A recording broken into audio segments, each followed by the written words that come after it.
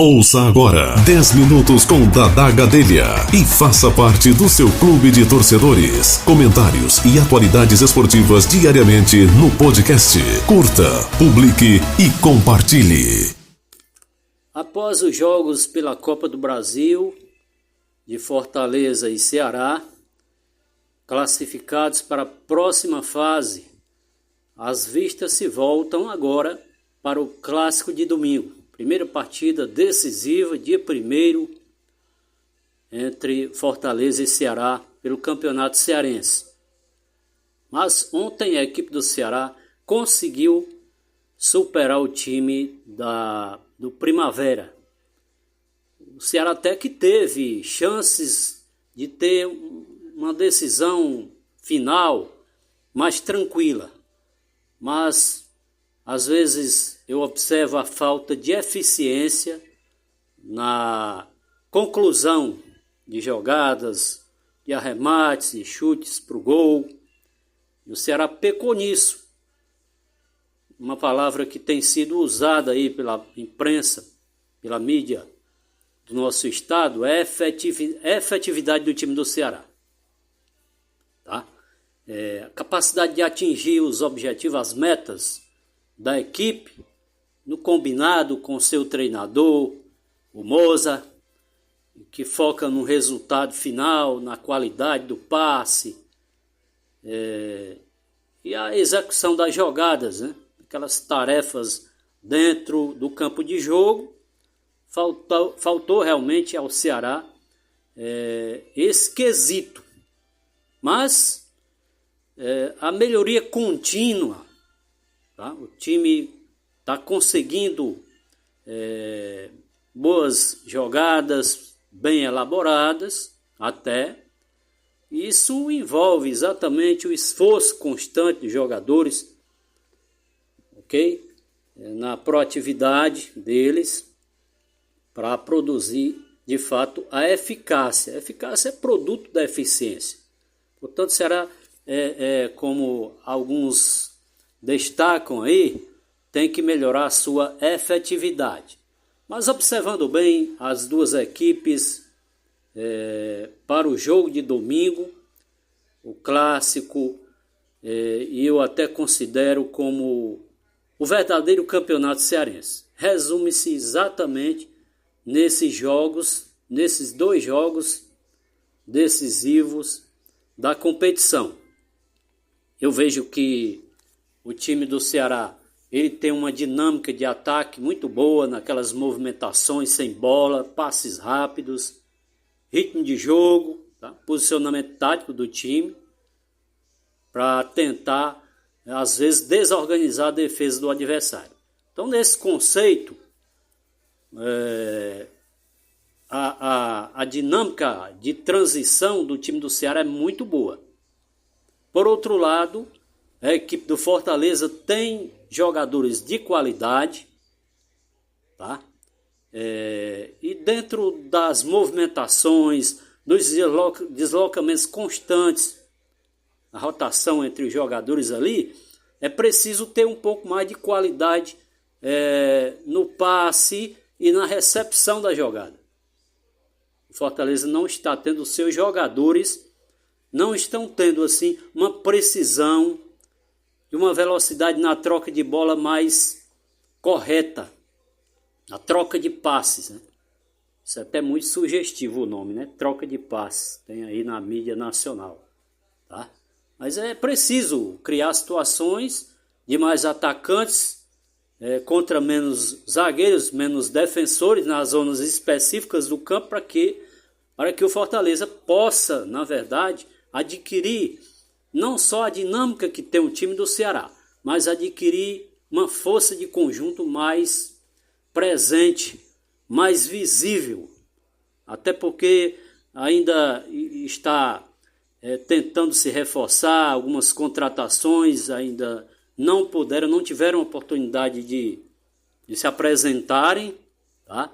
E a gente tem que relevar essa situação do Fortaleza, que vem em desvantagem sobre a equipe do Ceará nos clássicos.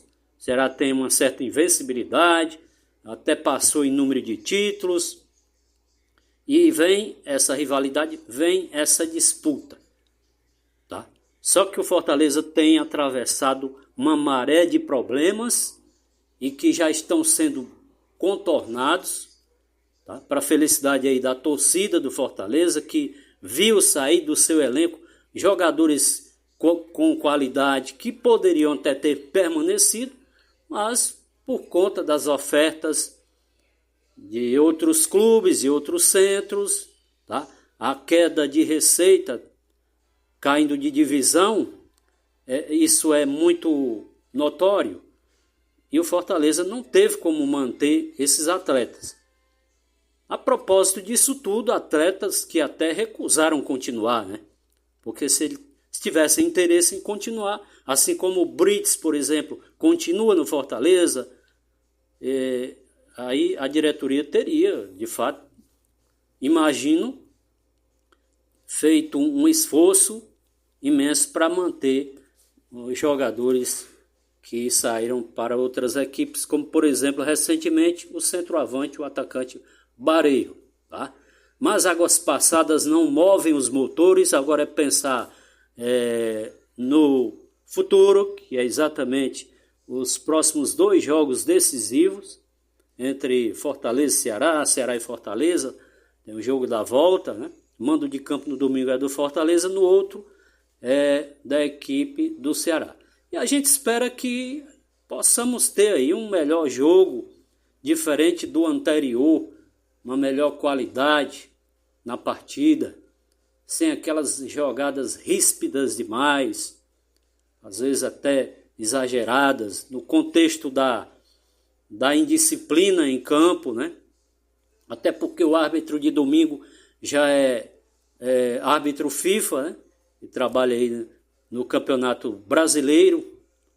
O Rafael Klein apitou agora o jogo entre Santos e Vasco, tá? E isso dá uma referência maior para que a gente possa ter um jogo mais jogado, que me perdoe a redundância, né?